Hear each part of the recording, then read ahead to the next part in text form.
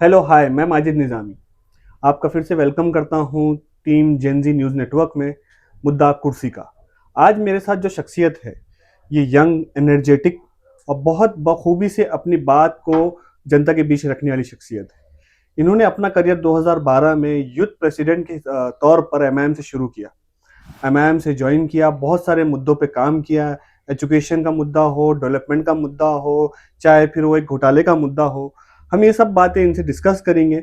मैं ये छोटा सा तारुफ इसलिए दिया कि मुझे उनकी पूरी एक जर्नी जानना है।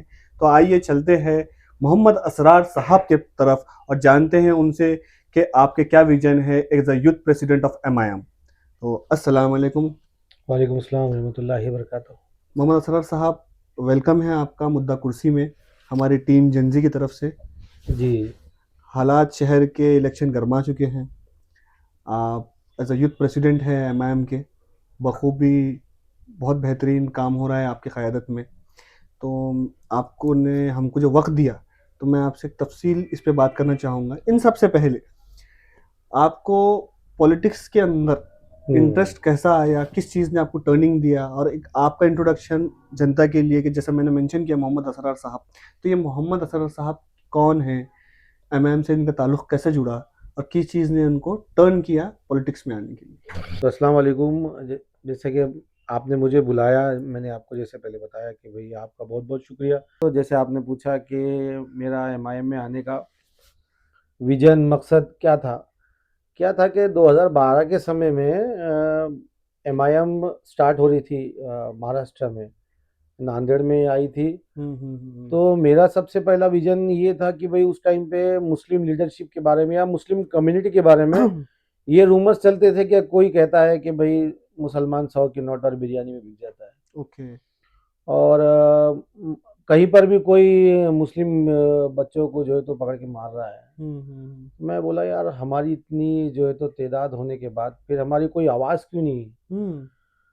उसको देख के मैंने सोचा था कि भाई चलो कहीं ना कहीं पॉलिटिकल व्यू में ही अपन अपनी बात को सही तरीके से रख सकते हैं। तो हमने उस टाइम में वसीम अहमद करके एक बंदा है जी जी। जो एमआईएम को औरंगाबाद में लेकर आया, उनसे हम कांटेक्ट में आए हम्म। और इन्हीं को लेकर के हमने हमारे ग्रुप को ज्वाइनिंग की 2012 में, एमआईएम में शमूलियत हासिल की, ताकि जो मुस्लिम क़ियादत का जो ग्राफ गिर रहा था ओके। उसको उठाने के लिए हमने एमआईएम को ज्वाइन किया। ये उसका असल बैकग्राउंड है।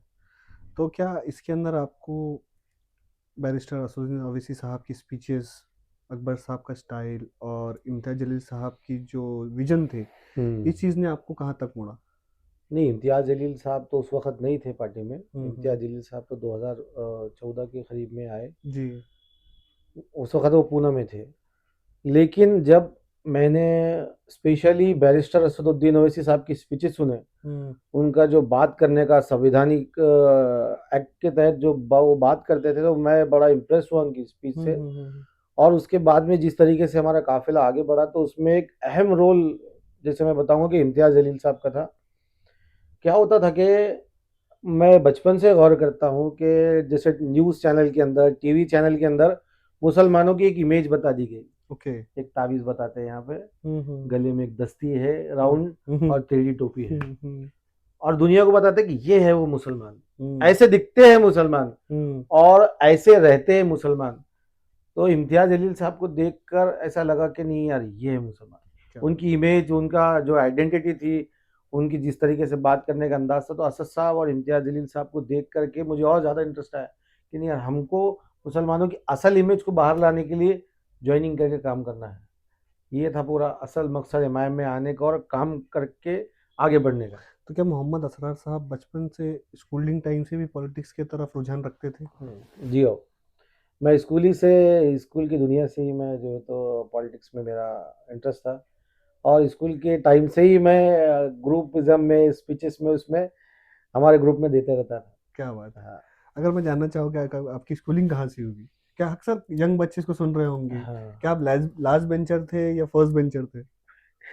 हम बीच में थे। दरअसल क्या था कि जो हमारा ग्रुप जो था, उसमें जो बहुत ज़्यादा टैलेंटेड थे, उनको हम सामने बिठाते थे। अच्छा। और जो हमारे साथ जो मतलब झगड़े वगड़ों में आ गए थे तो उनको पीछे बिठाते थे पीछे बैठा। और हम बीच में बैठ के उनको लीड करते थे। मेरा पहला स्कूल की शुरुआत महानगर पालिका का जो स्कूल है नंबर 2 का, अच्छा। वहाँ से हमने शुरुआत की। बाद में गुलशन अतफाल, फिर बाद में आज़ाद कॉलेज वगैरह ये सब में एजुकेशन को आगे बढ़ाया। अभी जैसे कि इलेक्शन के मुद्दे चल रहे हैं, यूथ के इश्यूज चल रहे हैं, तो आपके नज़र में यूथ के सबसे बड़े 3 मुद्दे क्या हैं? औरंगाबाद शहर में जी। सबसे पहला तो मेरा सबसे ज़्यादा तकलीफ ये होती है कि एजुकेशन और जॉब्स। औरंगाबाद शहर के अंदर जॉब्स के मामले में यूथ क्राउड क्या हो रहा है, पूना की तरफ और मुंबई की तरफ मुतासिर हो रहा है और स्पेशली हैदराबाद की तरफ मुतासिर हो रहा है। तो उनको हमको रोकने के लिए, जैसे कि स्पेशली मैं कोट करूंगा आपके प्रोग्राम में, एक विप्रो कंपनी थी, कोलगेट कंपनी थी और किया मोटर्स थी। ये कंपनीज हमारे पास से औरंगाबाद से उठ के हैदराबाद में चली गई, दूसरी सिटीज में चली गई। उसकी कोर वजह ये रही कि औरंगाबाद में जो कम्युनिज्म का जो जो जातिवाद का था, दंगल वाला माहौल औरंगाबाद को बता दिए थे।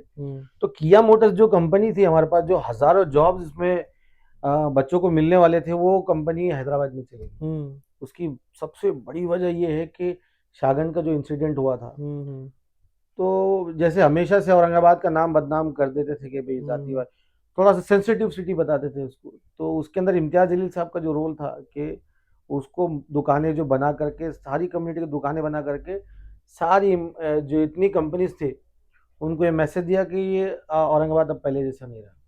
तो मैं समझता हूँ कि जो कंपनी औरंगाबाद से जा रही है, पहले जो गई, उसमें बहुत ज़्यादा एम्प्लॉयमेंट हमारा चले गया। और मैं जहाँ तक पॉलिटिक्स को देखा औरंगाबाद की, कोई भी लीडर, जैसे कि जो सत्ताधारी पार्टी है बीजेपी है, एक नाथ शिंदे की शिवसेना है, एक नाथ शिंदे जी की, उद्धव जी ठाकरे की शिवसेना है, या कांग्रेस पार्टी, ये जॉब्स की तरफ लेके नहीं जाते। अच्छा। ये क्या करते हैं कि एक पैटर्न बना के रखे हुए, हिंदू मुस्लिम मंदिर मस्जिद संभाजी नगर और छत्रपति संभाजी नगर औरंगाबाद, हरा भगवा खान बान, इसके अंदर उन्होंने क्या करे, औरंगाबाद शहर को अतराफ में ही घुमाते रहे पॉलिटिक्स। मैं इसमें हटके अगर हमारी पार्टी का रोल अगर आप पूछेंगे, तो शारिक नक्शबंदी साहब की मैं बात करूंगा और इम्तियाज जलील साहब की अगर मैं बात करूं, तो हमने हजारों जॉब फेयर लेके हजारों बच्चों को जॉब्स लगाया। हमने ऐसे कई कोर्सेज किए हैं, जैसे पुलिस ट्रेनिंग इम्तियाज जलील साहब ने किया है, और दुआ फाउंडेशन की तरफ से 7 क्लासेस के हम लोग प्रोग्राम लेते हैं और उसमें हजारों जॉब फेयर हमने लिया है। तो मैं चाह रहा कि भाई यूथ क्राउड को किस तरीके से मोटिवेट करना है एजुकेशन की तरफ और जॉब्स की तरफ, जी बिल्कुल। जो कि मैं समझता हूँ कि औरंगाबाद में दूसरी पॉलिटिकल पार्टी नहीं करती। मोहम्मद असरार साहब, जैसे कि आप एमआईएम से जुड़े हुए हैं, यूथ प्रेसिडेंट हैं उनके, तो एमआईएम का और एज अ यूथ प्रेसिडेंट एक नेगेटिव एनर्जी को यूथ की पॉजिटिव एनर्जी में कन्वर्ट करें, पॉजिटिव पॉलिटिक्स में आप कैसे लेके आएंगे? देखिए, अगर मुझसे सवाल करेंगे और मैं अगर ईमानदारी से आपको जवाब दूं, तो मैं चाहता ही नहीं हूँ कि एक बड़ा तबका नौजवानों को पॉलिटिक्स की तरफ आए। मैं चाहता हूँ कि एक बड़ा तबका नौजवानों का एजुकेशन और जॉब्स की तरफ जाए। अच्छा। जो अलग अलग फैकल्टीज में जाए, कोई हमारे पुलिस में जाए, मिलिट्री में जाए, एयरफोर्स में जाए। क्या हो गया कि हमारी कम्युनिटी की बात बताऊंगा मैं, कि सभी को पॉलिटिक्स करना है। जी जी, ये भी एक बड़ा मुद्दा है। रिक्शे चलाने वाले को भी करना है, दूध डेयरी वाले को भी करना है, और कंस्ट्रक्शन करने वाले को भी करना है, सभी को करना है। अगर आप, मैंने बहुत नज़दीक से पॉलिटिक्स को देखा क्योंकि मेरे 10-15 साल उसमें गए, तो मैंने ये बात गौर किया कि दूसरी अदरवाइज कम्युनिटी के अंदर क्या है कि कुछ लोग हैं जो पॉलिटिक्स करते हैं जी, कुछ लोग हैं जो कंस्ट्रक्शन का है, मतलब बिल्डरशिप में है, कुछ लोग हैं जो एजुकेशन में अलग अलग फैकल्टीज या गवर्नमेंट के एम्प्लॉयमेंट में जाते हैं। अब हमारे पास ये है कि सभी को पॉलिटिक्स करना है, तो मैं चाहूँगा कि नौजवानों को जो मेरी बात सुन रहे हैं, अब ये मेरा मानना है कि अच्छे जो नौजवान हैं, जो मुल्क को आगे ले जाना चाहते हैं, शहर को आगे ले जाना चाहते हैं, और अपनी कम्युनिटी को जो रिप्रेजेंट करना चाहते हैं, कि हम लोग ये दाढ़ी और ये अपने जिस तरीके से टोपी बॉलीवुड हमको दिखाता है, तावीज़ लगा के, दस्ती लगा करके जो हमारे को गेटअप बताता है, कि हम वैसे नहीं हैं। हम वो कम्युनिटी है जिसको अल्लाह रब्बुल इज़्ज़त ने, अल्लाह के रसूल सल्लल्लाहु अलैहि वसल्लम के ज़रिए हमको ये बताया है कि हम लोग दुनिया को लीड करने के लिए आए, तो ऐसे नौजवानों को आगे आने की जरूरत जैसे कि इस पे ही एक सवाल है कि युद्ध का जो है एक ट्रस्ट जो है है। टूट गया है पॉलिटिक्स से, तो आप इसको रीबिल्ड कैसा करेंगे? नौजवानों का नौ भरोसा सियासत से भरोसे। उठ गया है।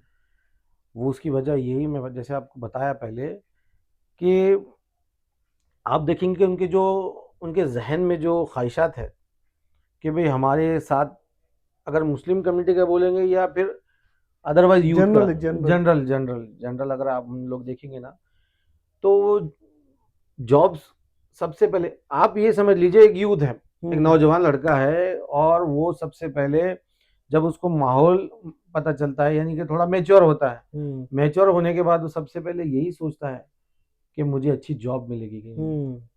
पहला सवाल यही जहन में आता है उसके।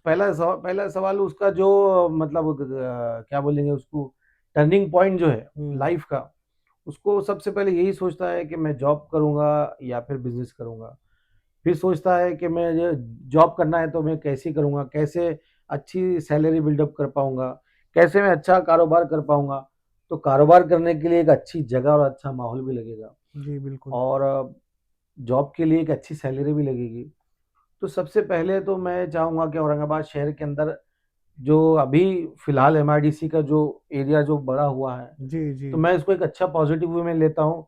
चाहे बीजेपी की गवर्नमेंट क्यों ना हो, उसको मैं पॉजिटिव वे में लेता हूँ कि औरंगाबाद के अंदर अगर जॉब्स क्रिएट होती है तो ये एक बड़ा प्लस पॉइंट रहेगा औरंगाबाद के लिए, नौजवानों के लिए। नौजवानों के, क्योंकि जॉब्स बहुत अभी अपने पता हम्म एम्प्लॉयमेंट बहुत बढ़ रहा है, और जैसे कि आपने बात की कि शहर के होनहार बच्चों को जॉब्स की बहुत ज़रूरत है, तो क्या मोहम्मद असरार साहब के माइंड में कई एक विजन चल रहा है बच्चों के जॉब और अनएम्प्लॉयमेंट को लेके, मतलब हम्म क्या है वो विजन, अगर आप जनता को बताना चाहे तो? मेरा तो सबसे पहले मानना यही है कि जैसे कि मेरा तो विजन यही है, मैं हमारी पार्टी का कोर विजन है। जैसे इम्तियाज जलील साहब ने कोर विजन को लेकर आए थे कि हम जो स्किल, जिस नौजवान में स्किल है, जिस फील्ड में है, उस फील्ड में किस तरीके से कंपनी को सामने रखते हुए, जॉब फेयर के जरिए कंपनीज को सामने रखते हुए, जिसकी जैसी काबिलियत है।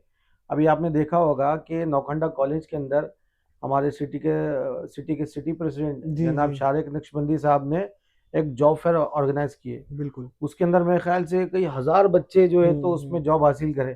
तो ये हमारे पार्टी का एक कोर विजन है, ना कि एक मोहम्मद असरार का, हमारे पार्टी का ही कोर विजन है। आप अगर हैदराबाद में जनाब एमएलए हैं एमआईएम के माजिद हुसैन साहब, जी जी जी। उन्होंने भी एक बड़े लेवल के ऊपर जॉब फेयर रखा है। हमारा मकसद ये है कि कंपनीज को जॉब चाहिए, बच्चों को जॉब चाहिए, कंपनीज को एम्प्लॉयज चाहिए और नौजवानों को जॉब चाहिए। ये दोनों का कोलैबोरेशन कैसा होगा? जैसे कि मैं आपको एक मिसाल देता हूँ कि सीपेट कंपनी हमारे पास में है। वो हजारों बच्चों को चाहते हैं कि हमारे पास आए, सीखे, स्किल्ड हो जाए, उसके बाद वही लोग लोन देते हैं, वही लोग सामान देते हैं बेचने के लिए। तो इसकी इंफॉर्मेशन नौजवानों तक नहीं जाती। जी, वो डोर कौन ओपन करे? हम जैसे कि मैं आपको बताया कि यही कंपनी से कोलैबोरेशन करके हम नौजवानों को करते हैं। मकसद ये है कि हम सत्ता में नहीं, जॉब क्रिएट कौन करता है? गवर्नमेंट करती है जी जॉब क्रिएट। बिल्कुल। गवर्नमेंट के पास ही सारी चीजें होती है कि किस तरीके से जॉब को क्रिएट करना है। अब मैं आपके चैनल के जरिए तमाम देखने और सुनने वालों को मैं कहूँगा कि एक बार मुझे आप सत्ता दीजिए। मुझे मतलब in the sense Imtiaz Jaleel साहब के हाथ में, असदुद्दीन ओवैसी साहब के हाथ में आप सत्ता दीजिए। हम इंशाल्लाह आपको जॉब भी क्रिएट करेंगे और एक अच्छा प्लेटफॉर्म आपको देंगे, जिसके वजह से हम लोग नौजवानों को एजुकेशन की तरफ भी लेके जाएंगे और जॉब्स की तरफ भी लेके जाएंगे। इसी से जुड़ता एक सवाल है कि ये शहर को आप भी बखूबी जानते हैं, ठीक है? ये शहर अद्दो अदब का, सूफियों का, इमामों का शहर रहा। अदब में शहर ने एक तारीख बिल्ड कर दी, एक तारीख, हिस्टोरिकल कैपिटल भी रहा हमारा शहर, है भी। तो आजकल हमारा एक नौजवान तबका, हमारे ही भाई, छोटे बड़े भाई, गलत चीज़ों में मुब्तला है। तो मैं मोहम्मद असरर साहब का उनका विजन जानना चाहूँगा, इनके लिए कोई रिहैबिलिटेशन सेंटर या फिर इनके साथ मीटिंग्स, कल्चरल प्रोग्राम कुछ होने वाले जाएंगे क्या आपकी क़यादत में? क्या है कि मुझे इसमें बताने में कोई शर्म नहीं है कि जो नौजवान बच्चे जिस तरीके से नशे की लत में जा रहे हैं या दूसरा किसी भी रास्ते से गुजर रहे हैं, क्योंकि मैं बहुत करीब से देखा हूँ, क्योंकि मैं बेसिकली किराड़पुरे से मेरा ताल्लुक़ है। मैं वहाँ पैदा हुआ, वहाँ बड़ा हुआ और आज आपके सामने हूँ। वही किराड़पुरा शरीफ कॉलोनी में ही हम लोग रहते हैं आज भी। हमारी हम्म। तीसरी चौथी पीढ़ी है वहाँ पर। अच्छा। तो मैंने देखा है कि मेरे जो क्लासमेट्स हैं, चाहे कॉलेज के रहने दो या स्कूल के रहने दो, उसमें से कुछ क्लासमेट्स मेरे वो उन चीज़ों का शिकार हुए हैं। तो मैंने बड़ी नज़दीक से देखा है उनको कि जॉब या कारोबार नहीं होने की वजह से इसका एक बहुत बड़ा असर पड़ा है। और मैं बड़ी, बोलते हैं ना कि गुस्से में, मैं जनाब जी श्रीकांत साहब को भी इसका ब्लेम देता हूँ। हम्म। अभी आप बोलेंगे जी श्रीकांत कहाँ से आ गए बीच में। मैं बोलता हूँ आपको कि कुछ बच्चे हथगाड़ी लगा करके काम कर रहे थे, फल फ्रूट बेच रहे थे। ठीक है, मैं मानता हूँ इस बात को कि रोड पे नहीं बेचना चाहिए। तो मेरा ये मानना है कि उनकी हथगाड़ी चूरा करने से या फिर उनकी हथगाड़ी 6-6 महीने सड़ाने से वो बच्चे अगर अनएम्प्लॉयड हो जाएंगे और वो बच्चे की नशे की लत में जाएंगे तो उसका जिम्मेदार जी श्रीकांत भी। जी बिल्कुल। मैं उनको बताया ये बात जी श्रीकांत को कि आप जिस तरीके से ट्रीट कर रहे हैं ना, पहले उनको जगह दीजिए ना आप खड़े करने के लिए, या फिर पहले आप उनको रोजगार दीजिए। पहले आप उनको रोजगार दीजिए, पहले आप उनको, हथगाड़ी चलाने वाले की भी एक फैमिली है जी बिल्कुल। और प्लेन चलाने वाले की भी एक फैमिली है। अगर आप उनको रोजगार से हटा करके रोड पे लाएंगे तो जब अगर उनके पास एम्प्लॉयमेंट नहीं होगा तो कहीं ना कहीं वो शॉर्टकट लेने का इस्तेमाल करेंगे। अब शॉर्टकट के तरीके से ये सारी चीजों की तरफ वो नौजवान जा रहा है। अनएम्प्लॉयमेंट ये चीज की तरफ बढ़ की वजह से। अनएम्प्लॉयड, मतलब उनको जो है तो कारोबार नहीं होने की वजह से ही नौजवान इस तरफ जा रहे हैं। जैसे कि मर्डर्स हमारे शहर में जी बहुत जी ज़्यादा हो बिल्कुल। रहे हैं। मारा मारी वजह से केस हमारे सामने आया था कि किसी के बोलने पर या सुपारी लेकर हमने काम किया था। तो ये वजह क्या है उसकी? उसकी वजह यही है कि जो छोटे छोटे कारोबारी है उनको कारोबार को ख़त्म कर दिया जा रहा है। तो नौजवान क्या करेंगे? यही जाएंगे। इसके लिए आप जब ये बातें मुद्दे उठाते हैं तो मोहम्मद असरर साहब क्या फेस करते हैं? सिस्टम का स्लो होना या चीज़ें सही वक्त पे मुहैया नहीं कराई जाना? नहीं, मैं आपको बड़ी जिम्मेदारी के साथ और बड़े अदब के साथ ये कहूँगा कि सिस्टम तो स्लो ही है। उसको फास्ट चलाने के लिए जिन नुमाइंदों की ज़रूरत है वो नुमाइंदे इम्तियाज़ जलील साहब की, एमआईएम के नुमाइंदे ही वो नुमाइंदे हैं जो सिस्टम को सही तरीके से चलाना जानते हैं। जैसे आपने देखा होगा कि पिछले जो हमारी जीबी थी उसके अंदर बड़ा हंगामा आपको देखने के लिए मिलेगा, लेकिन उससे पहले जो कांग्रेस और एनसीपी या शिवसेना बीजेपी है, ये सब क्या बोलेंगे, जैसे आधा आधा प्यार का वादा जिसे जी जी कहते थे जी हमारे जी जी। पहले स्कूल में हम बोलते थे, तो वैसा ये लोग करते थे। तुम्हारे जैसा कर मैं रोई जैसा करता, तुम ऊपर इनको चलाओ हम नीचे इनको चलाएंगे। तो एमआईएम के जितने नुमाइंदे या इम्तियाज अली साहब के, वही सिस्टम को फास्ट करके इन सारी चीज़ों से नौजवानों को बाहर निकालेंगे, ऐसा मैं समझता हूँ। क्या एमआईएम को सत्ता मिलने के बाद हम्म। क्या हमें फिर से इस शहर में स्पोर्ट कल्चरल प्रोग्राम्स दिखने को मिलेंगे जिससे बच्चे इनकरेज होते हैं? मैं तो आपको बड़ी जिम्मेदारी के साथ कहूँगा कि इम्तियाज़ जलील साहब जब मेंबर ऑफ पार्लियामेंट थे तो जिस तरीके से उन्होंने आईजीएफ फेस्ट को तरजीह दी जी थी, जी जी। तो आईजीएफ फेस्ट जो था वो था नशा मुक्त अभियान। अच्छा। इम्तियाज जलील साहब जब एमएलए थे तभी से उन्होंने उसको शुरुआत कर दी थी। जैसे अभी अपना ये जो रिसेंटली सवाल आपने किया कि बच्चे जो है तो हमारे जो भाई है वो गलत रास्ते पे जा रहे हैं, आपको अंदाजा नहीं होगा कि एक ऐसा हादसा हो गया कि दारू की दुकान ही फोड़ दी। जी जी। उसमें कई महीने हमारे साल पुलिस केसेस हम पे हुए। फिर हमने कई जो तो गुटखे की दुकानों पर छापा मारने लगाया। हमारे जो पार्टी के जो लीडर्स है उन्होंने गुटखे के कारोबारियों के ऊपर छापा मारने लगाए, नशे के कारोबारियों पर छापा मारने लगाए। तो उसकी बड़ी वजह यह है कि हम खुद इन्वॉल्व होते हैं कि हालात को सुधारने के लिए। तो हमारा पार्टी का विजन ही है, यही है कि हम नौजवानों को इन सारी चीज़ों से बाहर निकालने के लिए काम करते हैं। अच्छा, एज अ यूथ असरार साहब मुझे ये बताइए कि हमारे शहर की जो बच्चियां हैं वो बहुत अच्छा कर रही हैं, फर्स्ट रैंक ला रही है एजुकेशन के अंदर, बहुत फ्लाइंग कलर्स से दुनिया के अंदर अपना शहर का नाम भी रोशन कर रही है। तो आपके जहन में वुमेन एम्पावरमेंट को लेके क्या विजन है? देखिए हमारे पास में, जैसे मैंने आपको पहले बताया, वुमेन एम्पावरमेंट के लिए आज जो दुआ फाउंडेशन है जी इम्तियाज जलील जी साहब जी। का, उन्होंने पुलिस ट्रेनिंग के नाम पर स्पेशल वुमेन्स के लिए एक ट्रेनिंग प्रोग्राम चलाया है। और आपको मैं बताते हुए बड़ी खुशी हो रही है मुझे कि इम्तियाज जलील साहब के पास 3 महीने का कोर्स होता है 7 क्लासेस का, ओके। जिसमें 30 बच्चों की बैच होती है। हम्म, उनको हम लोग 7 क्लासेस का कोर्स सिखा करके इम्तियाज जलील साहब की तरफ से हम सिलाई मशीन गिफ्ट करते हैं अच्छा। फ्री में।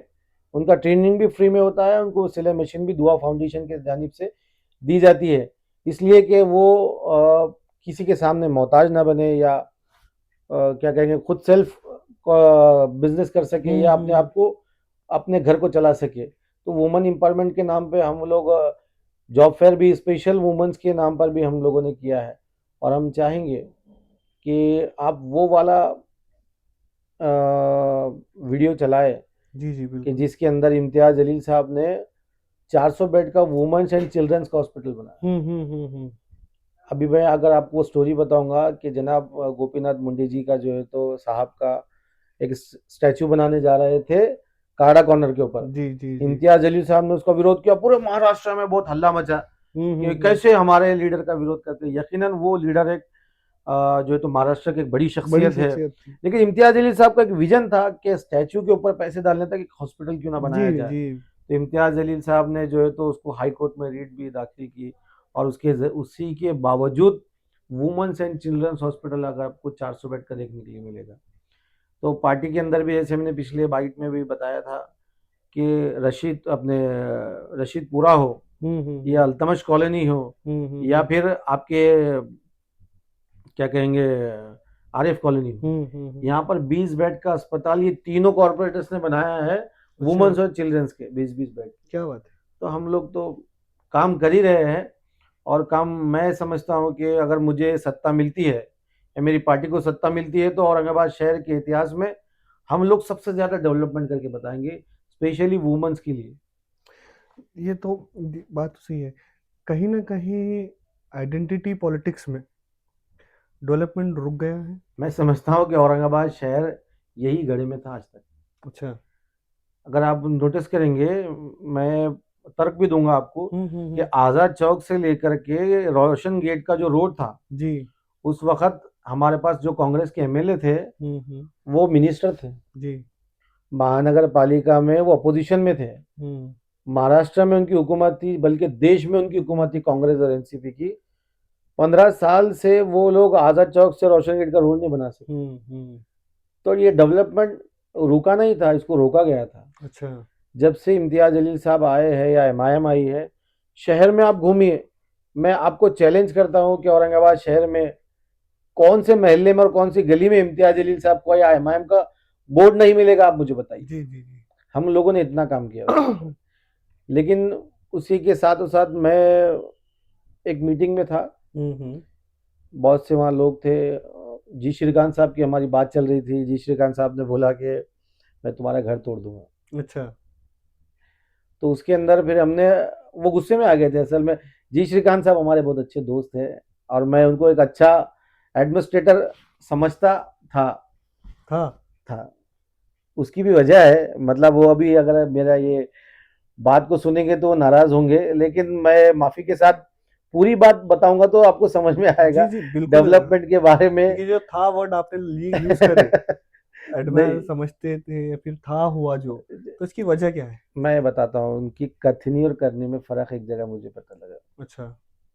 जैसे कि बहुत से लोग कह रहे हैं कि औरंगाबाद के अंदर जो इंक्रूजमेंट निकालने का जी काम जी कर रहे उसी पे हैं, आ रहा था मैं। अच्छा आपने बता दिया। नए डेवलपमेंट को लेकर के एक एक नैरेटिव सेट कर रहे हैं कि भाई इंक्रूजमेंट निकालना चाहिए। मैं उसका विरोध नहीं कर रहा हूँ, ना मेरी पार्टी उसका विरोध करती है। अच्छा। इंक्रूजमेंट निकालने का पहले तो पिक्चर क्लियर। ओके।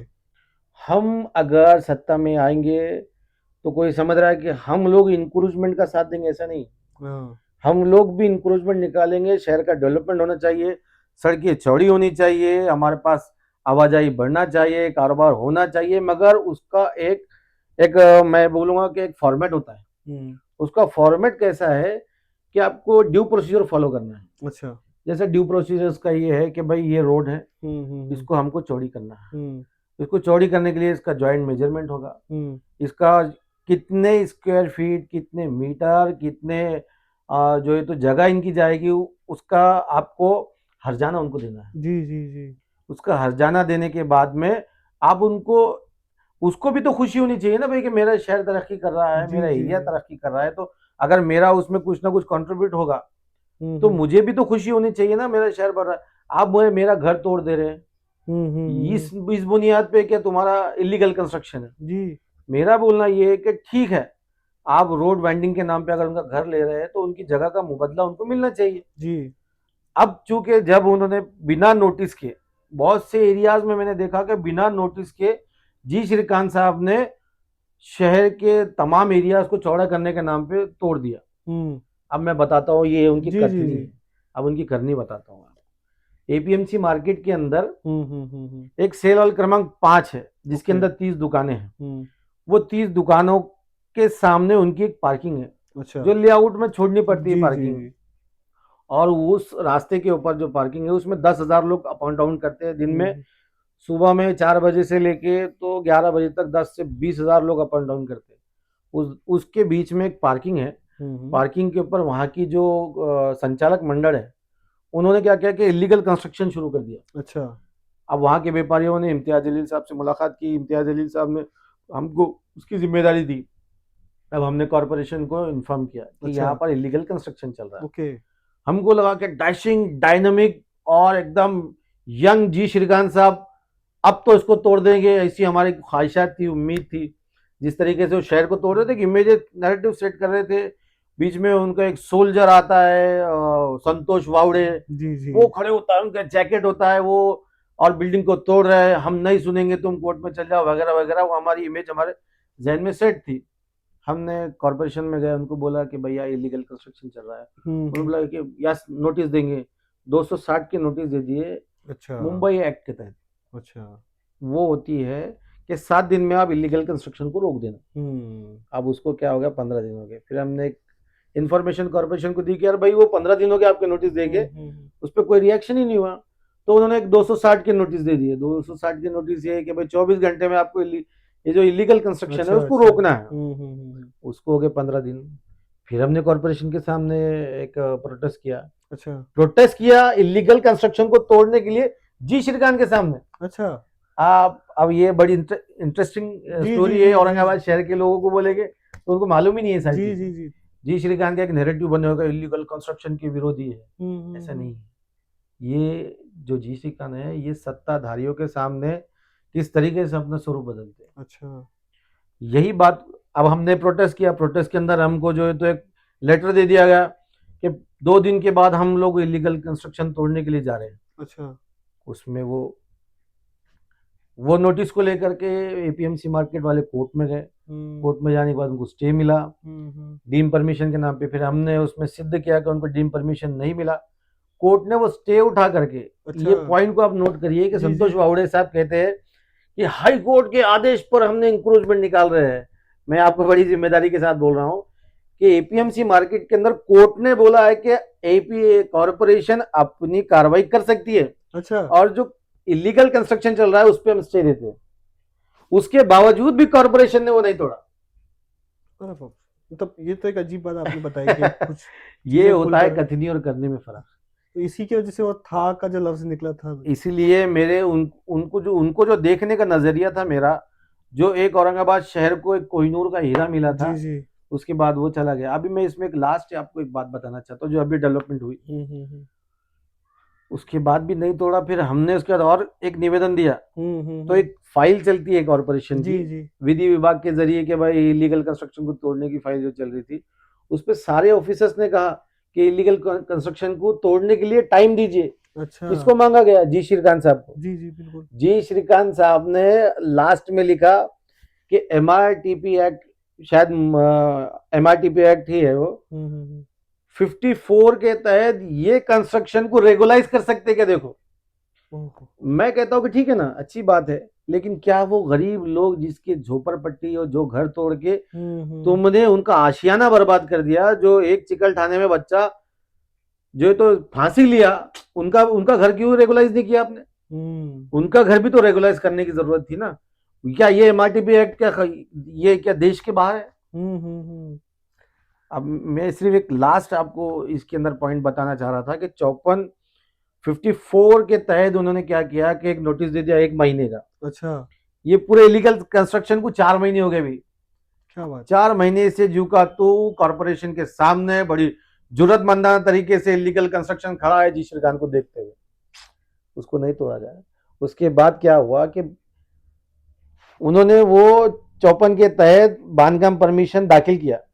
अच्छा। बांधकाम परमिशन दाखिल करने के बाद में कॉर्पोरेशन एक अटी शर्ती जो त्रुटि थी वो त्रुटि पूरे करने के लिए कॉर्पोरेशन ने एक लेटर दिया एपीएमसी मार्केट को कि जिसकी ये पार्किंग है, अच्छा। जो सेल ऑल लीगल है, लीज डीड करके 99 साल की जो व्यापारियों को दिए थे, कॉर्पोरेशन बोला वो सेल ऑल तोड़ो पहले।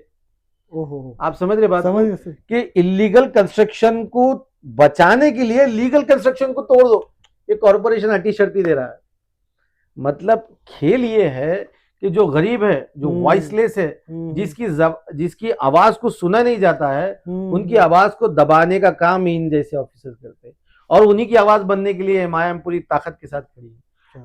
मैं आपको बड़ी जिम्मेदारी के साथ कहता हूं कि जितने एपीएमसी मार्केट के अंदर व्यापारी है वो अलग अलग कम्युनिटी से ताल्लुक रखते हैं, आज एमआईएम की तरफ एक उम्मीद से देख रहे हैं। उम्मीद से इसलिए देख रहे हैं कि उनको मालूम है कि यही इम्तियाज जलील साहब जो ईमानदार लीडरशिप है, यही लोग सत्ता में आना चाहिए। जी। तो वो व्यापारियों ने इम्तियाज जलील साहब को पत्र दिया। अच्छा। कि साहब अच्छे नुमाइंदे उसमें आप दीजिए। मुझ गरीब का भी नाम उन्होंने दिया है कि अच्छा। मोहम्मद असरार को टिकट देकर आप इनको चुना कर लाए ताकि ये हमारी आवाज बने। क्या बात। तो वो मराठा समाज के, वो हमारे जैन समाज के भाई, मैं उनका शुक्रिया अदा करता हूँ कि उन्होंने एमआईएम पर भरोसा किया और मुझ जैसे अदना से कार्यकर्ता पे भरोसा किया। मैं और एक मुद्दे का जिक्र करना चाहूंगा। जाधव मंडी का एक इशू हुआ था, जिस आप उसमें इन्वॉल्व थे, इम्तियाज जलील साहब की क़यादत थी, काफी एमआईएम के लीडर्स, तो वो क्या था सिनेरियो जाधव मंडी का जो इशू चल रहा था? देखिए जाधव मंडी के अंदर क्या हुआ कि एक मंत्री महोदय है जिसके नाक के नीचे उसका सिस्टम चलता है। अच्छा। मुझे ऐसा लगता है कि मराठवाड़े की सबसे बड़ी मंडी हमारे औरंगाबाद में है, जिसके अंदर हजारों करोड़ रुपए का रोज ट्रांजैक्शन होता है। उसके अंदर जो लोग फल फ्रूट लेकर आते हैं औरंगाबाद शहर में, वो छोटी छोटी गाड़ियां वाले लेकर आते हैं। हजारों लोगों का उसके अंदर रोज का ट्रांजैक्शन होता है, लोग उसमें पेट भरते हैं। ये है एक एपीएमसी मार्केट, जी। जिसको फ्रूट मंडी बोला जाता है, जिसको भाजीपाला मंडी कहते हैं, जिसको अनाज धन्य मार्केट बोलते हैं, जिसके अंदर औरंगाबाद शहर के बड़े किसान जी बिल्कुल वहां से निकलते हैं। अब जब हम वहां पर इंटर हुए, व्यापारिया जब इम्तियाज जलील साहब के पास आए थे, उन्होंने हमको उसकी जिम्मेदारी दी। जब हम वहां पर इंटर हुए तो वहां पर मालूम पड़ा कि कितनी अनियमितता है वहां पर। अच्छा। हमने जब उसकी तकरार दी तालुका निबंधक के पास में, जो ये सिस्टम चलाते हैं पूरा, तालुका निबंधक को जब हमने वहां पर लाके स्पॉट पंचनामा कराया, अच्छा। तो 23 मुद्दों के ऊपर अहवाल बना कि ये जो संचालक मंडल है वो 23 बड़े बड़े उन्होंने जो है तो अनियमितताएं की है। अच्छा। जिसमें से अगर मैं आपको 2 बोलूंगा तो औरंगाबाद शहर में हड़कंप मच जाएगी। बेशक आप बोल सकते हैं। उसके अंदर ये है कि 12 मीटर के ऊपर, 12 मीटर रोड के ऊपर एक इलीगल पेट्रोल पंप बनाया गया। अच्छा। और उस पेट्रोल पंप की फायर की एनओसी नहीं ली। ओके। अगर जो रोज 10,000 से 20,000 आने जाने वाले लोगों के बीच में जी अगर पेट्रोल पंप इलीगल तरीके से खड़ा है, अच्छा, तो इसकी जिम्मेदारी जी श्रीकांत पे जाती है। और उसके अंदर कोई हादसा पेश आता है तो वो भी सरासर महानगर पालिका की जिम्मेदारी जाती है। तो पहला पॉइंट यही है कि इलीगल पेट्रोल पंप पूरे शान से खड़ा है। तो ये जो इश्यूज हुआ, इसकी जब आवाज आई, उठाई जी, आपने, आपके साथियों ने, यूथ विंग ने भी आवाज उठाई, तो उसका रिजल्ट क्या, आउटपुट क्या निकला? उसका आउटपुट अल्हम्दुलिल्लाह इम्तियाज जलील साहब की कोशिशों से, हमारी जो सारी टीम वर्क है हमारा, हमारे कैसर साहब उसमें है। मैं स्पेशली इसके अंदर मैं शुक्रिया अदा करूंगा हमारे कॉरपोरेटर नासिर सिद्दीकी साहब का, जिन्होंने बड़ी ताकत से हमारे पीछे खड़े रहा। फिरोज अहमद खान साहब है, आरिफ हुसैनी साहब है, जिन्होंने हमारे साथ एकदम शीशा पिलाई हुई दीवार की तरह खड़े होकर काम किया। और इम्तियाज जलील साहब तो हमारे सर्वे सर्वा है। इन सारी चीजों को लेकर के हमने मार्केट को बंद कर दिया 2 दिन। उसके बाद ये हुआ कि उन्होंने उनका नक्शा चेंज किया। ओके। उनका जो लेआउट था जी उसको रिवाइज किया। रिवाइज करने के बाद उन्होंने क्या किया, फिर एक गलती करे कि पूरी 100-200 एकड़ की जमीन की जो पार्किंग थी वो एक ही जगह पर डाल दिया, भाजीपाला मार्केट पे। तो फिर हम उसके लिए लड़े। फिर अभी रिसेंटली हमने जब एक दिन पूरा मार्केट को बंद रखा तो पणन मंत्री का लेटर आया हमको। अच्छा। पणन संचालक का लेटर हमारे नाम पे आया, औरंगाबाद मर्चेंट एसोसिएशन के नाम पे आया कि भाई आप 8 दिसंबर को हम्म नागपुर अधिवेशन में आप आइए, विभागीय आयुक्त कार्यालय में हम लोग बैठेंगे। फिर हमने वो पूरा अहवाल ले जाकर पनन मंत्री रावल साहब को दिया। हम्म रावल साहब ने हमको लिखित तौर पर पनन संचालक को कहा कि अधिवेशन, हिवाड़ी अधिवेशन खत्म होने के 7 दिन के बाद तत्काल तुम औरंगाबाद जाओ। औरंगाबाद जाने के बाद ये जो अनियमितता है इस पर नजर मारो, चौकसी अहवाल बनाओ, और अगर इसमें अनियमितता पाई जाती है तो तत्काल कार्रवाई करो। ओके। तो इस लेवल पे जाकर हमने इम्तियाज अली साहब की क़यादत में काम किया है। तो मुझे बड़ी उम्मीद है इसके अंदर हमको इंसाफ मिलेगा, क्योंकि हम लोग आंदोलन कर रहे हैं। बीजेपी जी गवर्नमेंट जी से तो हमको जी। कोई उम्मीद नहीं है, क्योंकि यहाँ के भी मंत्री बीजेपी के हैं और वहाँ के भी मंत्री बीजेपी के। तो हम्म इंसाफ और बीजेपी दोनों एक साथ नहीं रह सकते। फिर भी हमको संविधान पे भरोसा है, जी जी। उसके तहत हम प्रोटेस्ट करेंगे और अपना हक मनाकर लेना जानते हैं। मैं व्यूअर्स को बताना चाहूँगा कि मैं जो ये टॉपिक्स आपके सामने लाया, तो वजह ये थी इस टॉपिक को लाने की, क्योंकि मोहम्मद असरार साहब इससे बखूबी जुड़े थे, चाहे वो इंक्रोचमेंट का मुद्दा हो, चाहे वो जादव मोएडी का मुद्दा हो। मेंशन करने की वजह ये थी कि ये वो ज़ात है कि ये ज़ात उस चीज़ को बहुत नज़दीक से देख रही थी और समझती थी। तो ये पॉइंट ऑफ व्यू जो था देखने का मोहम्मद साहब का, असरार साहब का, ये मैं जनता के तक लाना चाहता था, शहर के आवाम तक लाना चाहते थे कि आप उससे इन्वॉल्व थे।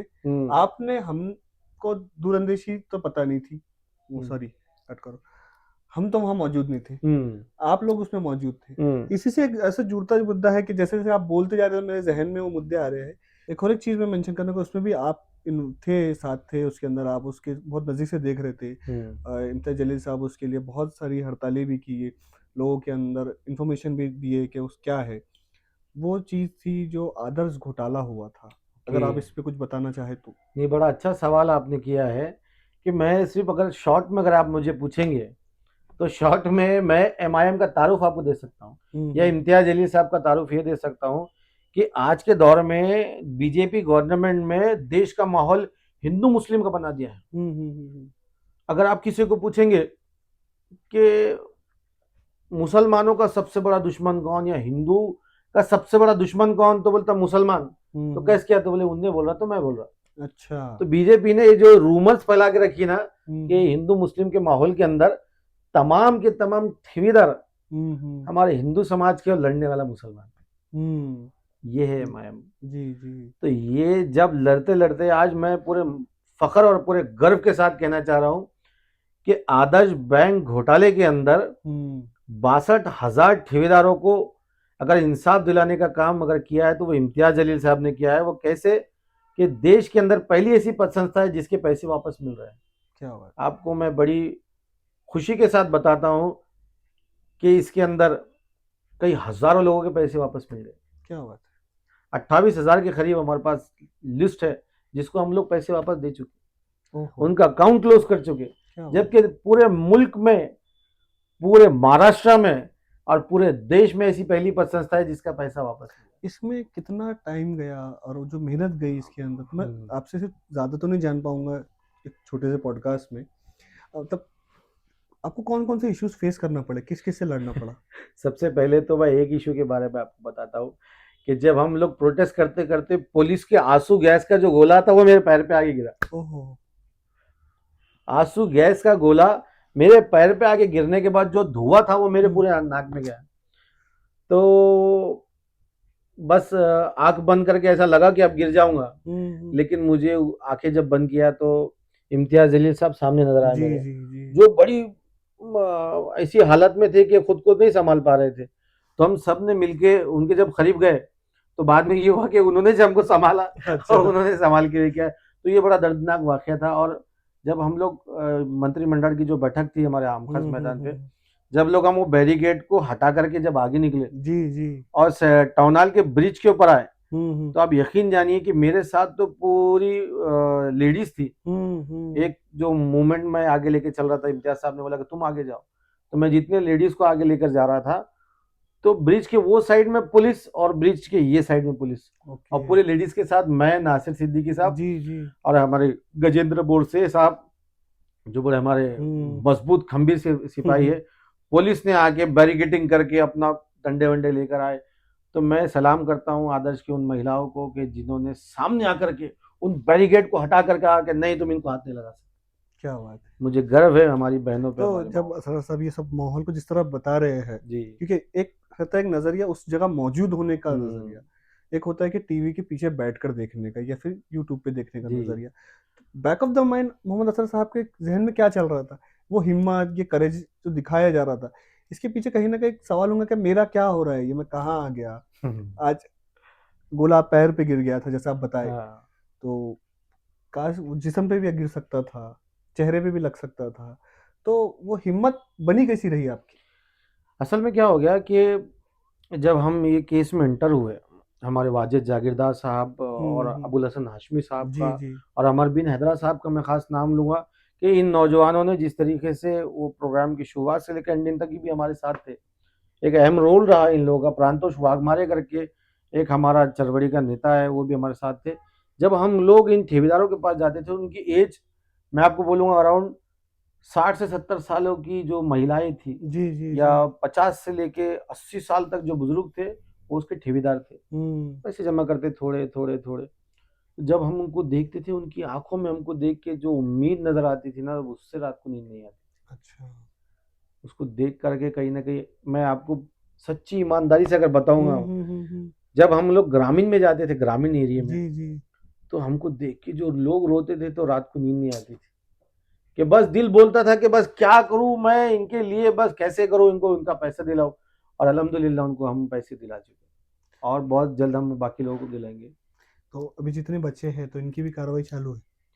मैं आपको बड़ी ज़िम्मेदारी के साथ ये जो पॉइंट आपने बड़ा अच्छा सवाल किया और आपके ज़रिए महाराष्ट्र तक जाना चाहिए। जी, जी, जी। वो सवाल ये है कि किस तरीके से हम उनको पैसे दिला रहे हैं। इम्तियाज़ जलील साहब का विज़न देखिए आप, कि उनकी लीडरशिप का विज़न, उनका जो सोचने का अंदाज़ है ना, महाराष्ट्र में किसी का नहीं है।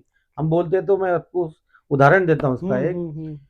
कि इम्तियाज़ जलील साहब ने एक ऐसा फर्मा बनाया है हुँ, हुँ। कि जो प्रॉपर्टीज़ पत संस्था के पास होती है, जी, जी, जी। तो वो प्रॉपर्टीज़ को क्या होता है टेंडर करके लिलाव करते हैं उसके। हुँ, हुँ। अब वो लिलाव करने के बाद वो प्रॉपर्टी 8 से 10 करोड़ रुपए की होती है, क्योंकि व्हाइट अमाउंट बताना जो है जी, तो जी। कोई कर नहीं रहा था और टेंडर खाली जा रहे थे, 8-8 9-9 टेंडर खाली जा रहे थे। हुँ, तो हुँ। इम्तियाज़ जलील साहब ने उसमें बैठ करके एक फ़ॉर्मूला निकाला कि क्यों ना वो जो ठेकेदार हैं, हुँ। जो डिपॉज़िटर्स हैं, उनको ये टेंडर में बिल्डर बोल के बनाया जाए अच्छा।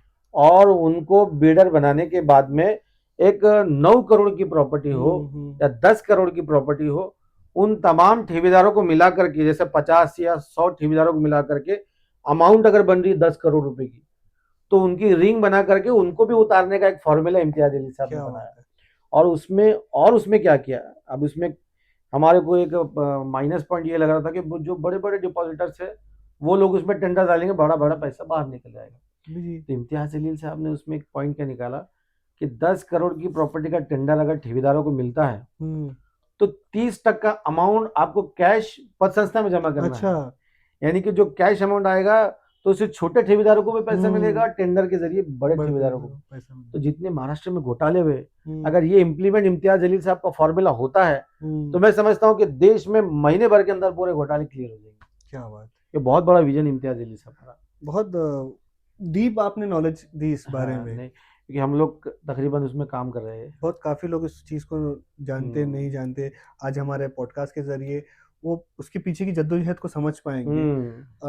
एक और एक मुद्दा है, मैं क्योंकि आपका जो बेबाक स्टाइल है बात करने का, जो तरीक़ा है आपका, जो आप वो चीज़ ज़िंदा करने की कोशिश कर रहे हो, जीते हैं आप वो मोमेंट को। तो एक बहुत अफ़सोसजनक हादसे हुए हमारे हुँ। शहर में, डॉग बाइट के। अच्छा, हाँ। कुछ बच्चों की जानें गई। बहुत मैं समझता हूँ ये बड़ा ज़िम्मेदारी वाला सवाल है और बहुत अच्छा सवाल आपने किया है कि ये बात औरंगाबाद शहर तक जानी ही चाहिए। एक अरमान आमिर मंसूरी करके एक लड़का है, जी। पिछले 2 महीने पहले उसका इंतकाल हुआ, हुँ, हुँ। डॉग बाइट केस के अंदर। मैं आपको वीडियोज़ भी दूँगा। मैं इसके ऊपर स्पेशली काम कर रहा हूँ। अच्छा। जबकि मैं 2023 में क्या हुआ कि मेरा दोस्त है एक नवीद करके, हुँ, हम हुँ। लोग शरीफ कॉलोनी में साथ में, मेरा क्लासमेट है, हुँ। उसको डॉग बाइट केस हुआ और वो रेबीज़ के अंदर इतना जो तो झुलस गया था कि वो वैसी मूवमेंट करना शुरू कर दिया और इसी में उसका इंतकाल हो गया। जी। अब हमने क्या किया कि एक प्रोटेस्ट को शुरू किया 2023 में, हुँ, हुँ। प्रोटेस्ट को शुरू करने के बाद में हमने एक धरना आंदोलन किया और 2-3 प्रोटेस्ट किए। तो उसमें ये हुआ कि डिप्टी कमिश्नर साहब ने हमारी मीटिंग बुलाई, मीटिंग बुलाने के बाद कहा कि बताओ आपकी क्या डिमांड है? मैं बोला भाई कि मेरी डिमांड ये है कि इनकी फैमिली को एक जॉब मिलनी चाहिए और जो कुत्तों की जो आबादी बढ़ रही है उसको कैसे हम लोग कंट्रोल में ला सकते हैं, उसको लेकर के हमने एक मूवमेंट शुरू किया जो 2023 से लेकर आज तक मैं कर रहा हूँ। तो इसमें अरमान के केस में क्या हुआ कि बड़ी जिम्मेदारी वाली बात है। मैं अगर बात आपको बताऊं जी जी बिल्कुल। तो बड़े बड़े जो है तो हॉस्पिटल वाले परेशान हो जाएंगे। नहीं नहीं, बेशक आप बता सकते हैं कि हमने आपको बुलाया है इसलिए कि आप वो चीज को आपने मुद्दा बनाए क्योंकि थे। मेरा अंदाज ऐसा है कि भाई मैं बात सीधी बात करता जी जी बिल्कुल। हूं। मुझे हेर पेज में नहीं आती, किसी की तारीफ नहीं आती, चापलूसी नहीं आती। अगर मेरा पार्टी में अगर आप रिकॉर्ड निकालेंगे ना जी जी तो आपको मालूम पड़ेगा कि भाई ये विवाद इम्तियाज है। जलील साहब का आदमी है, अच्छा। एमआईएम को खास आदमी है। मैं कोई खास नहीं हूँ, इम्तियाज जलील साहब मुझे मोहब्बत करते तो इसलिए मैं काम से काम करता हूँ। जी जी बिल्कुल। मैं किसी की तारीफ नहीं करता हूँ, किसी के पीछे नहीं घूमता हूँ, मैं सिर्फ काम करता हूँ और अपने घर चले जाता हूँ। क्या बात है। तो ये काम के अंदर क्या हुआ कि अरमान के केस में जब उसको कुत्ते ने काटा तो उसके उनके घर में एक इंसिडेंट भी हुआ था बच्चे का, इसलिए वो इंजेक्शन नहीं दे पाए उनको। उसके बाद क्या हुआ, वो रेबिस के सिम्टम्स हल्के हल्के जाहिर होने शुरू हुए। अच्छा। जाहिर होने के बाद वो सबसे पहले गए एमजीएम हॉस्पिटल में। एमजीएम हॉस्पिटल ने उनको लेटर दिया कि हमारे पास आईसीयू बेड अवेलेबल नहीं है। अच्छा। जबकि ऐसा नहीं होना चाहिए, उनको एडजस्ट करना जरूरी था डब्ल्यूएचओ के गाइडलाइंस के तहत। और जो रेबीज का जो रूल्स बनाया गवर्नमेंट में, जी देश में सबसे ज्यादा रेबीज केसेस हमारे पास होते हैं जंगली कुत्तों को जंगली लेकर के। कुत्तों के। अब क्या हुआ कि वो एमजीएम हॉस्पिटल से जब निकले तो घाटी हॉस्पिटल गए। ओके। घाटी हॉस्पिटल वाले उनको बोला कि हम ट्रीटमेंट नहीं कर सकते। अभी मैं ये बोल रहा हूँ तो उनके पिताजी ने, उनके वालिद साहब ने, आमिर मंसूरी ने मुझे लिख कर दिया कि मेरे साथ क्या हुआ। ओहो। इसकी बुनियाद पर मैं बड़ी जिम्मेदारी के साथ कहता हूँ कि डॉक्टर ने उनको कहा कि हम ट्रीटमेंट नहीं करेंगे। वहां उनकी बहस हुई, वो अरमान को लेकर वहां से निकले, मौजूदा हॉस्पिटल में आए। अच्छा। कटकटी गेट रोड जी पे जी जो है जी तो मौजूदा मौजूदा। हॉस्पिटल छोटा क्लिनिक है, डॉक्टर समीर साहब उसको चलाते हैं, बड़ा अच्छे काबिल आदमी जी है। जी बिल्कुल। उन्होंने बोला कि मेरे पास इतनी स्ट्रेंथ नहीं है, तो आप क्या करिए, आदित्य हॉस्पिटल एक है। जी। तो उसके बाद क्या हुआ कि मौजूदा हॉस्पिटल से वो फिर आदित्य हॉस्पिटल में गए। आदित्य हॉस्पिटल ने भी उनको एडमिट नहीं किया। फिर वो लोग वहां से निकल के बजाज हॉस्पिटल में गए। ओके। बजाज हॉस्पिटल ने भी उनको एडमिट नहीं किया, बोला कि हमारे पास बेड नहीं वगैरह वगैरह ऐसा बोला। उसके बाद वो निकल के रात में 4 बजे फिर घाटी हॉस्पिटल में आए।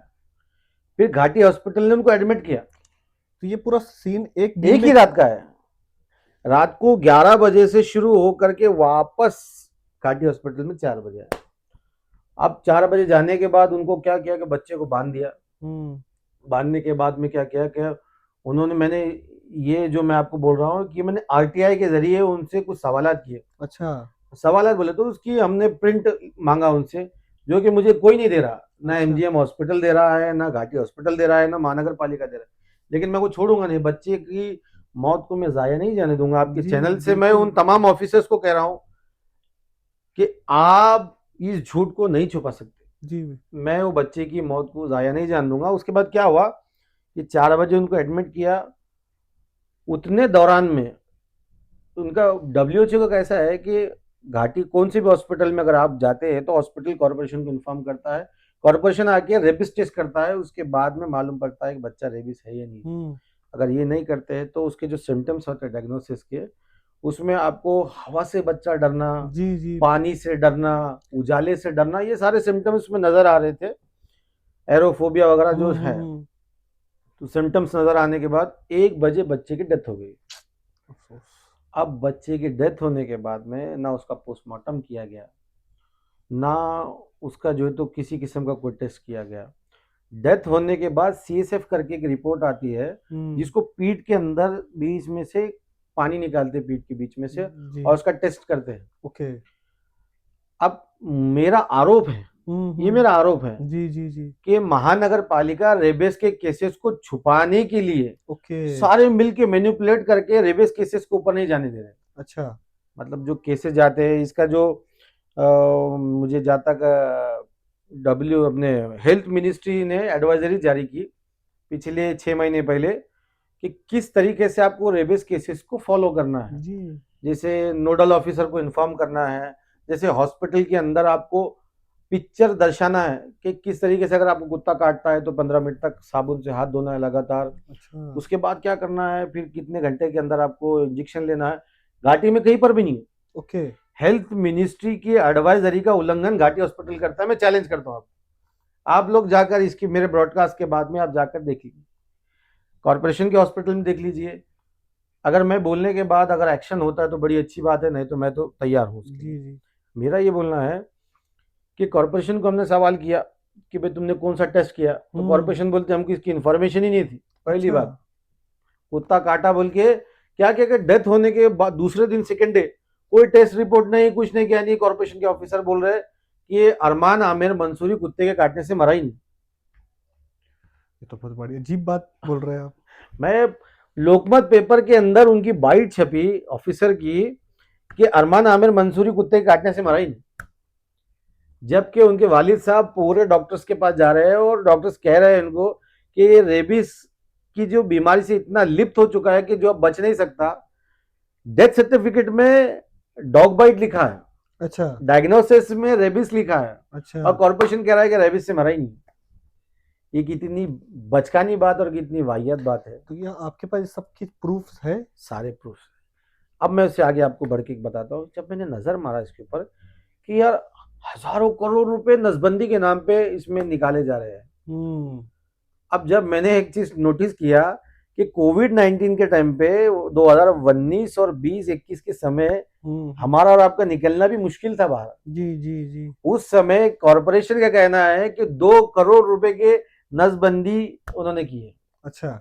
मतलब उन्होंने कई हजार कुत्तों को पकड़ के उनकी नसबंदी करे। उसका एबीसी का रूल्स ये है कि जहां से कुत्ता उठाना है, नसबंदी करना है, 3 दिन तक रखना है, वापस उस कुत्ते को वहां पर ले आके छोड़ना है। अभी मैं आपको साधारण एक सवाल पूछता हूँ कि कोविड-19 के टाइम पे कुत्ते पकड़ने की गाड़ी आपको दिखी थी है? बहुत बड़ी बात आप कर रहे हैं मैं क्योंकि विद एविडेंस के साथ आपको बोल रहा हूँ। आईटीआई के जरिए मैंने उनको सवाल किया तो मुझे कॉर्पोरेशन जवाब देता है कि प्रश्न स्वरूपाचा उत्तर देऊ शकत नहीं।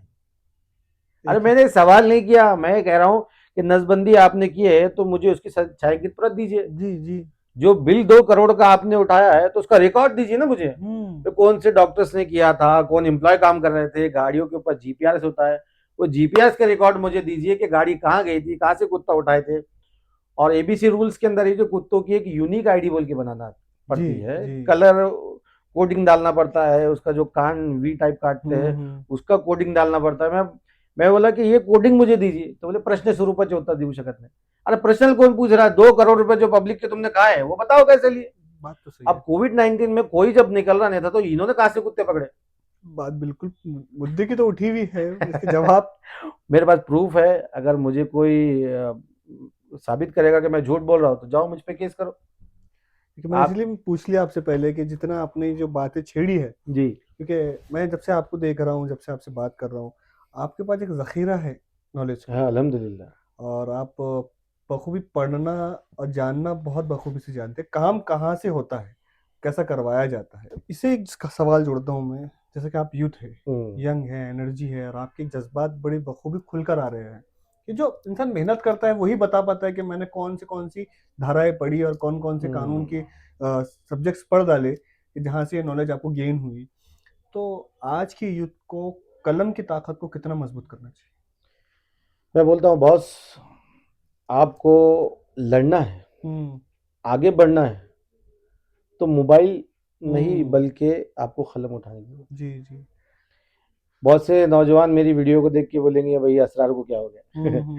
मैं कहता हूँ कि इसी के बीच से निकल कर मैं आया हूँ जी। किराड़पुरे में एक ऐसी इमेज थी आज से 10 साल पहले कि लोग पॉकेट प्लेयर के नाम से जानते थे। किराड़पुरा बोले तो हमको शक की नजर से देखते थे। ओके। यार ये किराड़पुरे का है, मतलब झगड़ालू, गुस्सालू, ये हमारी इमेज थी। बल्कि ऐसे कोई नहीं था वहां पर, जी जी जी। हमारी इमेज बना दिए थे। उस इमेज को इसाक हाजी साहब ने बखूबी बेहतरीन तरीके से उसको धोया है। उस वार्ड को तरक्की के दौर में स्पीड में ले आने के लिए इसाक हाजी साहब का बड़ा रोल रहा है। हम लोग उसी के सिस्टम से निकल कर मैं आया हूँ। वहाँ पे गुर्बत असल में बहुत ज़्यादा थी, लेबर तबका वहाँ पे रहता है। अगर कोई माँ अपने बच्चे को हॉस्पिटल ले जाती है तो अगर डॉक्टर 4 गोलियां लिखता है तो हम 2 लेके आते थे, 2 बाद में लाते थे। ऐसा सिस्टम से हम लोग निकल के आए। तो मैंने जब पॉलिटिक्स में आने के बाद जब देखा कि ये नल, लाइट, ड्रेनेज, इससे बढ़ के क्या है। तो जब देखा तो उसके लिए एजुकेशन बहुत ज़रूरी है। जी जब एक पेपर आप पकड़ते हैं ना, तो पेपर पकड़ने के साथ उसको समझना भी ज़रूरी है, और किस एक्ट के तहत इसको समझना है, किस एक्ट के तहत इसको हथियार बनाना है, उसके लिए आपको पढ़ना ज़रूरी है। क्या बात है। जी। अच्छा, इसी से रिलेटेड क्या, इस तरह आपने सब चीज़ें बताए, एक अफसोसजनक बात भी बताई, मैं अगर ये पूछना चाहूँ कि मोहम्मद असरार साहब इलेक्शन लड़ेंगे, बिल्कुल। क्या हुँ, इम्तियाज़ जलील साहब अगर आपको देते हैं इजाज़त हुँ, इलेक्शन लड़ने की, हुँ। तो आपका विजन क्या है इस बार इलेक्शन लड़ने का? देखिए, मैं आपको मेरा विज़न भी बिल्कुल क्लियर और साफ़ कर देना चाहता हूँ कि इम्तियाज़ जलील साहब अगर मुझे मौका देते हैं और मैं अगर हाउस में जाता हूँ, हुँ, तो सबसे पहला सवाल मैं औरंगाबाद के डीपी प्लान को लेकर करूँगा। ओके। क्योंकि औरंगाबाद शहर का जो डीपी प्लान बनाया गया है, उसके अंदर तारीखी इमारतों को किस तरीके से नेस्तनाबूद किया जा रहा है, जो अभी बनाया गया है। हुँ। मैं चंपा चौक की मस्जिद का मिसाल उसमें दूंगा, जी, और जी, कई जी। ऐसी मस्जिदों की, लाल मस्जिद का मिसाल दूंगा, और कई ऐसी मंदिरें जो हुँ। तारीखी मंदिर है, लेकिन उसको डीपी प्लान में ले लिया गया है, कोई अच्छा। मस्जिदों को ले लिया गया है। हुँ। तो मैं जो माइनर मॉडिफिकेशन धार्मिक स्थल के नाम पर जो किया जाता है, वो नहीं कर रहे हैं जी श्रीकांत साहब। सिर्फ एक हवा और एक ढिंडोरा पीटने का काम कर रहे हैं। तो मैं सबसे पहले अगर चुन के जाता हूँ, तो वो जो डीपी प्लान औरंगाबाद शहर का बनाया गया था, जी। उसके ऊपर मैं काम करूंगा। उसमें किस तरीके से वो बोलते हैं ना, एक ऑफिसर लाइन में बोलते हैं, बहुत से लोग बोलते हैं कि चेरी मेरी लेके काम करना। हाँ। अब चेरी मेरी लेके बोले तो अब आपके दर्शक जी, बिल्कुल समझ समझ, जाएंगे। हमारे दर्शक बड़े समझदार हैं, जो छोटी-छोटी सी बात को। ऑफिसर्स ऑफिसर्स और एक जो बिजनेसमैन और या फिर एक बिल्डर लॉबी होती है, उनको बोलते हैं कि चेरी मेरी लेके काम करना। जी, जी। तो जो डीपी प्लान के अंदर बड़ी जिम्मेदारी के साथ मैं आपको कहना चाह रहा हूँ कि डीपी प्लान के अंदर गरीबों के घर को निस्तो नाबूद करने से रोका जा सकता था माइनर मॉडिफिकेशन के जरिए, जी, वो नहीं किया गया। जो रोड्स को शिफ्ट किया जा रहा है, जो अभी आप देख रहे हैं ना कि इलीगल कंस्ट्रक्शन निकालने के जी, नाम पे जी, जो जी। किया जा रहा है, उसकी एक मिसाल मैं आपको बताता हूँ। मुकुंदवाड़ी के अंदर क्या हुआ कि जो हवा मचा है ना, कि जो हुँ। मर्डर हुआ, मर्डर तो हर हर रोज होते, लेकिन टारगेटेड मर्डर को बता करके अपना एजेंडा कैसे पूरा किया जाता है, मैं आपको जी। दिखाता हूँ।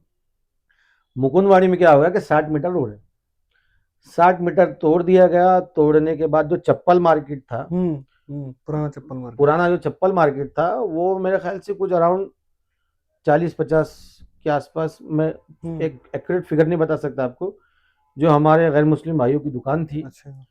वो दुकान को क्या किया कि 60 मीटर तोड़ने के बाद उनकी दुकानों को तोड़े, शटर वटर तोड़े, बेचारों ने बनाए करे, सब क्लियर हो गया। लेकिन ऐसी क्या बात हुई कि 2-4 दिन के बाद रात में 6-7 बजे के बाद अंधेरे में आके जीसीपी ने पूरा दुकानों को तोड़ दिया। हुँ। भाई डीपी प्लान तो हो गया था, रोड हो गया था, रोड की हद से बाहर वो जब दुकानों, जब उन्होंने उसको रिनोवेट कर लिया था, उसके बाद तोड़ने की क्या वजह थी, मैं आपके चैनल के माध्यम से कॉर्पोरेशन के ऑफिसर्स को पूछना चाह रहा हूँ। देखिए, इम्तियाज जलील साहब हेड ऑफ द फैमिली। जी, जी, बिल्कुल, जैसे बिल्कुल। मेरा दूसरा एक वार्ड, जो आप बोले ना कि मेरा दूसरा वार्ड एक शरीफ कॉलोनी है, जी, जहाँ पर मेरी तीसरी नस्ल है, जहाँ पर मेरी ननियाल है, ददियाल है, ससुराल है, पूरा खानदान है। जी। और खानदान के अलावा मेरे स्कूल के फ्रेंड्स हैं, और जहाँ पर मैं पला बड़ा, जहाँ पर मैंने अपना वक्त गुजारा, मेरे वालिद साहब वहाँ थे, मेरे दादा डिप्टी सुपरिटेंडेंट थे कस्टम के, जी, जी, जी। वहाँ पर वो थे। उनको बड़ा मशहूर थे हमारे दादा, पानी वाले बाबा जी, करके, जी, जी। जो आयतल कुर्सी पढ़ के जी, दम करते बिल्कुल, थे, बिल्कुल। बच्चों को शिफा मिलती थी। अश्तरी में जो। उस तरीके से हम शरीफ कॉलोनी से भी एक मांग कर रहे हैं, बेगमपुरे से अभी हम मांग कर रहे हैं। जैसे कि आपने बताया कि अभी वहाँ पर बेगमपुरे में बड़ा वार्ड है, बड़ा या ब शरीफ कॉलोनी, किराड़पुरा, अल्तमश कॉलोनी, बड़े प्रभाग हो गए बड़े वहाँ पे, प्रभागों का है। ज़िम्मेदारी बड़ी रहेगी। जिम्मेदारी तो जो दोस्त है, जैसा कि आपने मेंशन किया, दोस्त भी बहुत ज़रूरी है। हम्म। तो मैं ये जानना चाहूँगा, क्या आप भी जैसे यंग हैं, हम्म। गाड़ी भी आप बहुत अच्छी चलाते हैं, तो क्या ये दोस्त लोग भी घूमने के लिए, ऐसा जैसा हमारे यंगस्टर्स जाते हैं, हम भी जी। जाते हैं, तो ये भी घूमने के लिए, चाय पीने के लिए शहर में रुकते हैं कि शहर के बाहर जाने हैं अरे तफरीह? भाई, आपका सवाल है, मैं उसका जवाब दे रहा हूँ। हम गाजीपुरा जाते हैं, हम जाते हैं, हम जाके बैठते हैं, पत्थरों पे बैठ के सोचते हैं कि यार वो कैसा कर सकते हैं, ये ऐसा कैसा कर सकते हैं, बोलते तो बकवास गुफ्तगू चाय के ऊपर वो अक्सर हमारी होती रहती है। मुख्तार भाई के साथ में, ताहिर भाई के साथ में और सिराज भाई के साथ में हम करते थे। और घंटों पहले तो ज़्यादा था, हाँ हाँ। लेकिन अभी जब से एक्टिव पॉलिटिक्स में जब से आए, जब से कम हो गया। अच्छा। नहीं तो पहले तो हज़ारों घंटे हम पत्थरों पे गुजार दे रहे, चाय पी रहे, खुलदाबाद जा, दौलताबाद जा, सुपा जा, और इवन मालेगांव। मतलब खाने के शौकीन है आप? खाने के तो शौकीन है।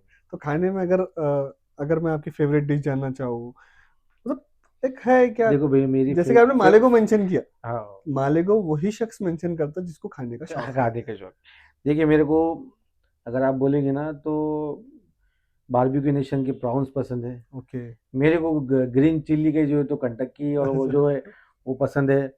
आपको जो है तो फिर मेरे को बकरे का लपेटा बहुत पसंद है। क्या बात। तो ये 3-4 चीज़ें हमको बहुत ज़्यादा देखो पसंद है। आपने नाम मेंशन कर दी, पब्लिक हमेशा नहीं कर, एक फूड नहीं, में मैं भी। तो आपके चैनल के ज़रिए मैं तमाम मेरे खाने वाली बिरादरी को बोलूँगा कि ग्रीन चिल्ली के ऊपर जाके आप जो है तो कंटकी खाओ और वो क्रिस्पी खाओ। उसके बाद जो उनका खाना बनाने का जो नवीद भाई हमारे हाँ जी दोस्त है, जी जी। तो वो भी हमारे खाने से पहचान होगी। अरे यार मैं बहुत नवीद भाई खाने से रिक्वेस्ट करूंगा स्पॉन्सरशिप दे दीजिए। और उसके अलावा जो है तो ब्राउन्स भी अच्छे बनते हैं वहाँ पे प्रोजन मॉल के अंदर, बारबेक्यू नेशन के अंदर, वो भी अच्छे हैं।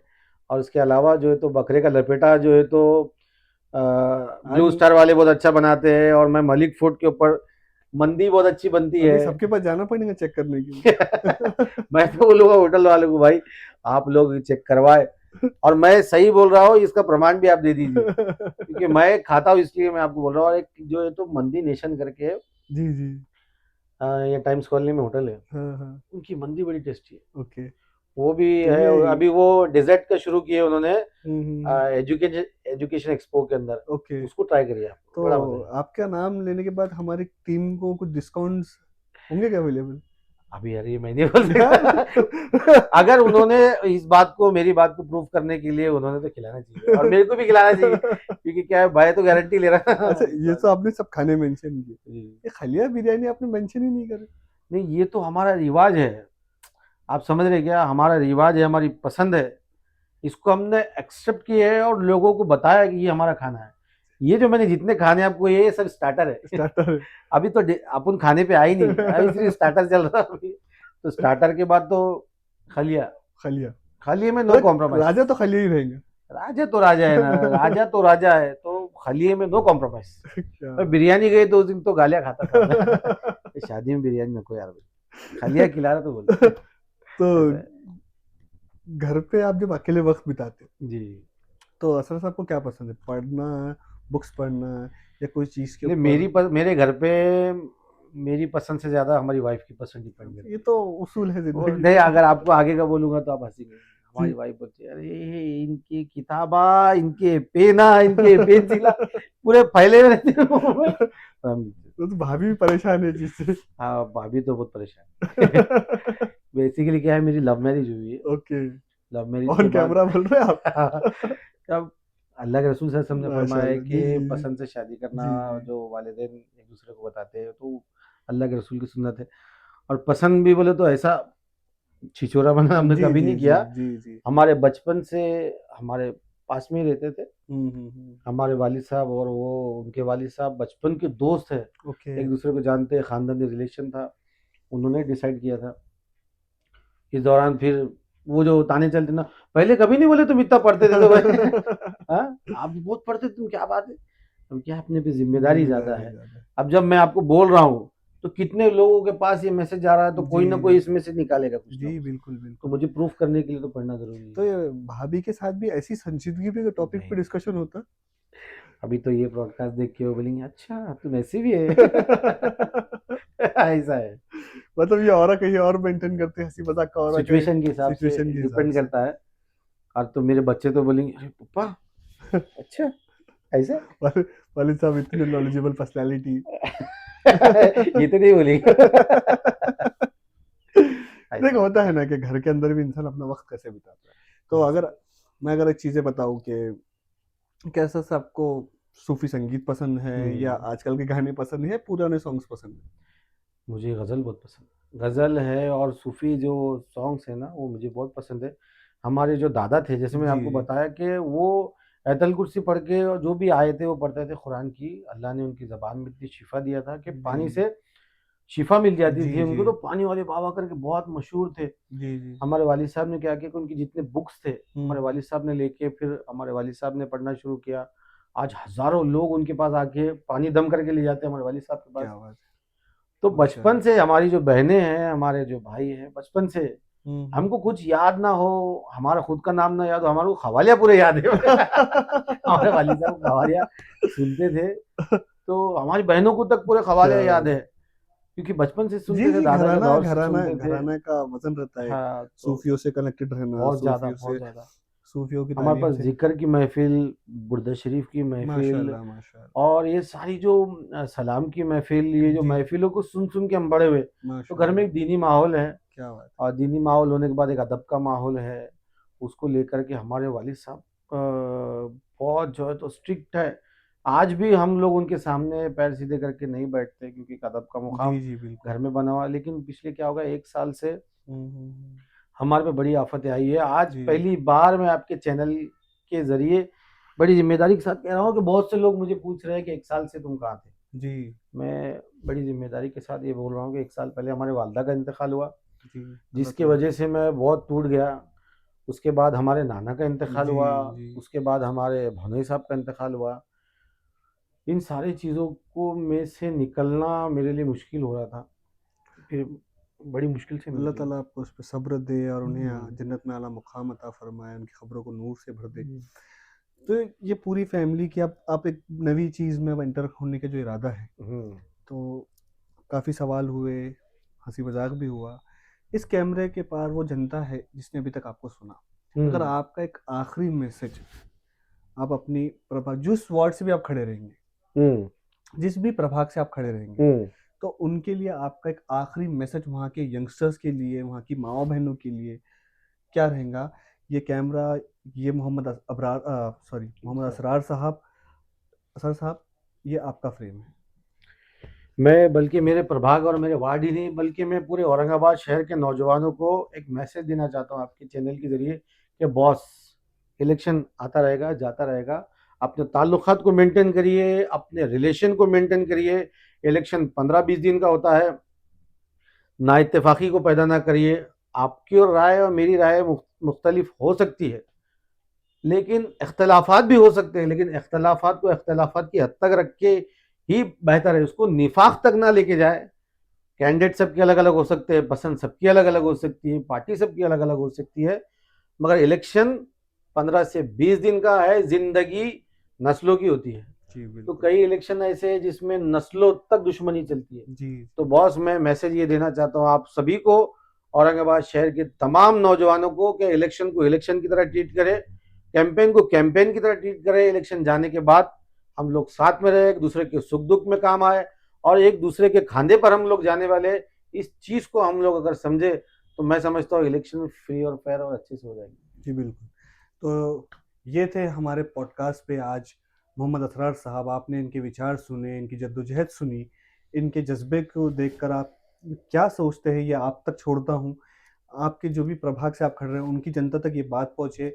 आपका अब आपका वो रहेगा व्यू कि आप अबरार साहब को मोहम्मद असरार साहब को कैसा पसंद करते हैं, आपको इनमें क्या अच्छा लगा, इनके जज़्बात, इनकी थिंकिंग, इनकी विज़न इस शहर को लेते हुए और यूथ के जो आप नुमाइंदा कर रहे हैं। तो यूथ कर भी एक बहुत बड़ा डिसीजन आने वाला है, तो सोचिए, समझिए। तो मैं अलविदा लेता हूँ मोहम्मद असरार के साथ। मैं माजिद निज़ामी, मिलता हूँ आपको नेक्स्ट नेक्स्ट पॉडकास्ट में एक नई शख्सियत के ऐसे ही विजन के साथ। आप कमेंट में आपकी राय ज़रूर मेंशन करिए कि आपको किस नेता की बात सुननी है और आप तक किस नेता को हम लाएँ। तो जब तक के लिए stay tuned, like, follow, comment and share. अलविदा।